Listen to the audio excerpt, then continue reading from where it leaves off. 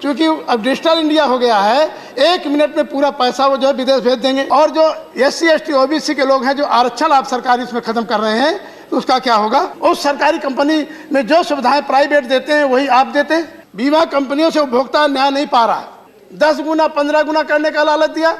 और ये बिल जो है देश के लोगों के लिए हितकर नहीं है। आज भी लोगों के, किसानों को क्लेम नहीं मिल रहे हैं, बेरोजगार हताश हैं, आत्महत्याएं कर रहे हैं। चंद्र उद्योगपतियों को जो है ये रेलवे की सारी बेशकीमती जमीन देने का काम किया जा रहा है। मुझे समाजवादी पार्टी से माननीय हमारे प्रोफेसर साहब ने बीमा विधेयक 2021 पर बोलने का मौका दिया है। मैं से बिल के संबंध में मैं सुझाव देना चाहता हूं। मैं इसका विरोध करता हूं इसलिए कि जब सरकार गलत नीतियां कोई करती है तो विपक्ष का काम होता है गलत नीतियों का विरोध करना और उनको सुझाव देना। क्योंकि इन्होंने जो देश की हमारी जनरल इंश्योरेंस कंपनियां थीं, सरकारी कंपनियां थीं, उनको समाप्त करने के लिए तमाम प्राइवेट कंपनियां ये लाए। पूरे विपक्ष की मांग ये है कि स्टैंडिंग कमेटी में इस बिल को भेज दिया जाए, जिससे सभी दल के लोग उसमें चर्चा करेंगे और चर्चा करके जो बिंदु आएंगे, जो सुझाव आएंगे, उसको सम्मिलित किया जाए। हम ये पूछना चाहते हैं, क्योंकि विदेशी कंपनियां पहले से अपना प्रस्ताव कर रही थी कि हमको 100% FDI हमको मिले।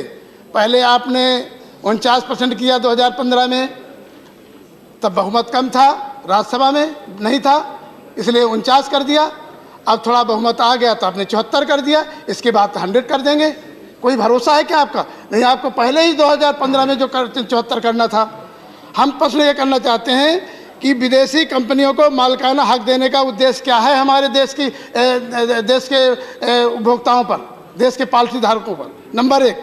नंबर 2, अगर ये कंपनियां बाहर बैठी हैं, अपने को दिवालिया घोषित कर दें, तो पॉलिसी होल्डर की कैसे धनराशि वापस होगी?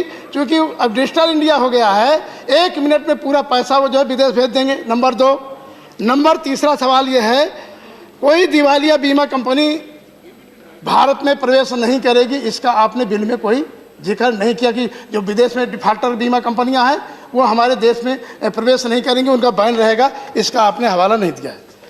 महोदय, अच्छा होता कि एक GIC को ख़त्म कर रहे हैं तो आप ये जो national insurance company, United insurance company, oriental insurance company, new India insurance company, इसमें लाखों कर्मचारी हैं हमारे देश के, उनके भविष्य का क्या होगा?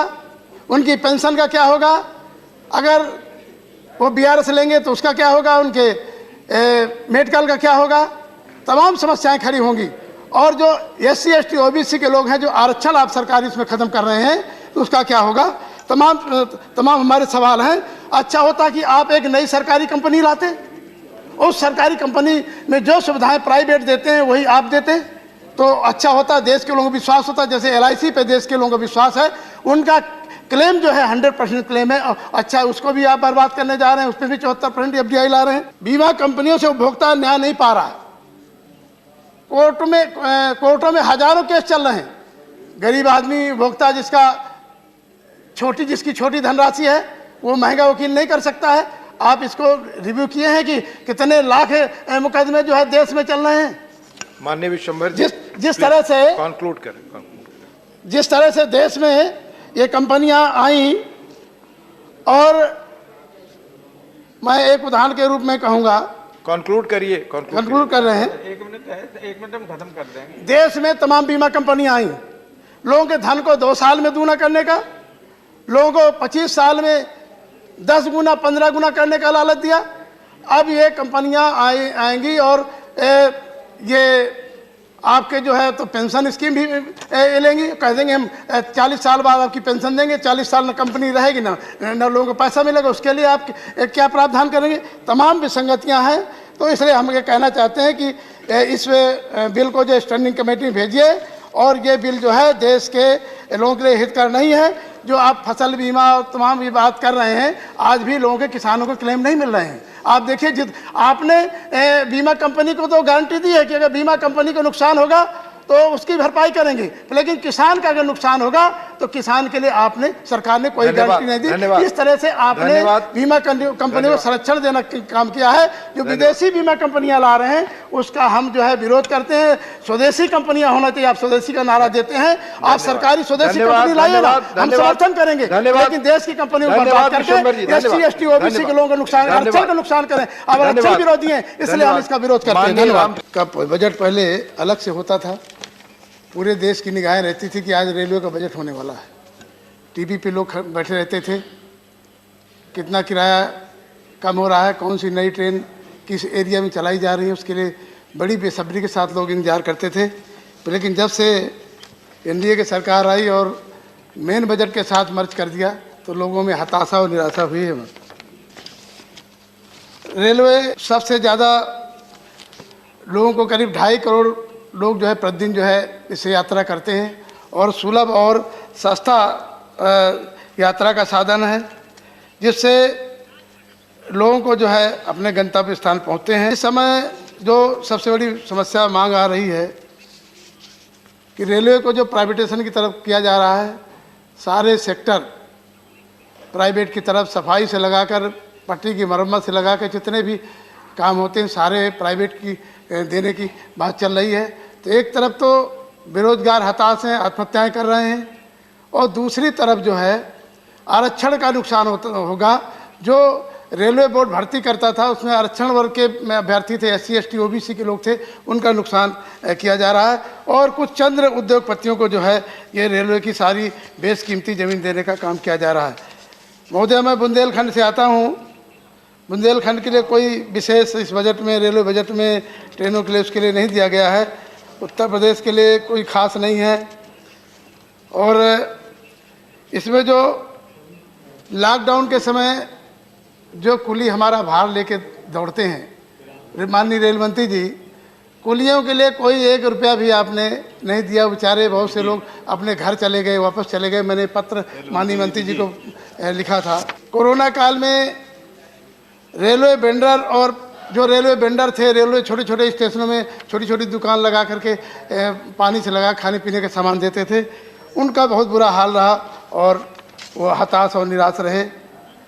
जो प्लेटफार्म का टिकट 10 रुपये मिला करता था, आज 30 रुपया कर दिया गया है।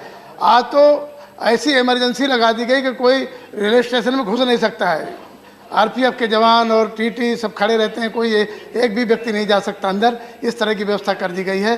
पहले लोग गांव से चलते थे, दोपहर में वही रेलवे स्टेशन में बैठते थे, इंतजार करते थे, खाना खाते थे और जब ट्रेन आती चलते थे। और अब निश्चित कर दिया गया है कि 10 मिनट ट्रेन के आने के पहले ही स्टेशन में प्रवेश होगा। बहुत से लोगों की ट्रेनें छूट जाती हैं, इतनी ये स्थिति है।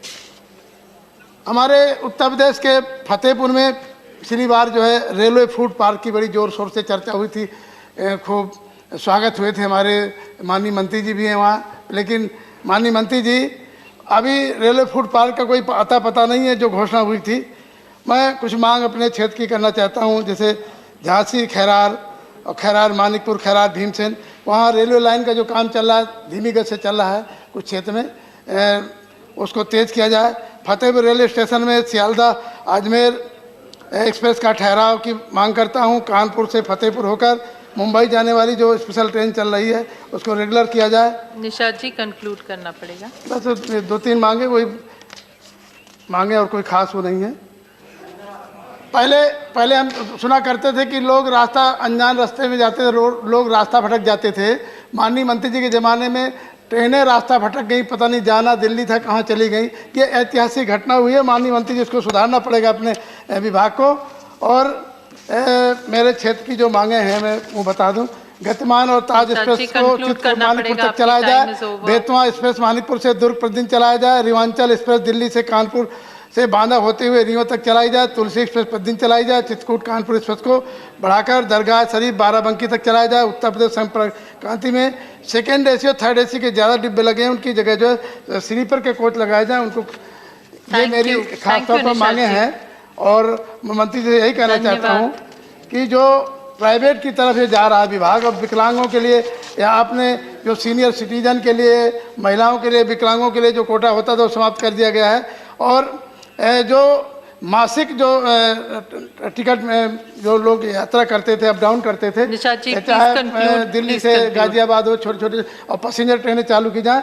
और रेलवे स्टेशन तमाम वाटर बेंडिंग मशीनें खराब पड़ी हुई, मानो उसमें करोड़ों रुपया रेलवे को चला गया, उसको उनको तत्काल चालू Thank कराया you. जाए। Thank you, मेरी निशाद बहुत बहुत जी। धन्यवाद। नेशनल दस्तक की आपसे गुजारिश है कि अगर इसको बचाना चाहते हैं तो नेशनल दस्तक को सब्सक्राइब करने के लिए रेड कलर के सब्सक्राइब बटन को दबाएं, फिर बेल आइकन की घंटी दबाएं। नेशनल दस्तक को बचाने के लिए बहुत जरूरी है कि हर खबर को शेयर करें, लाइक करें, कमेंट जरूर करें।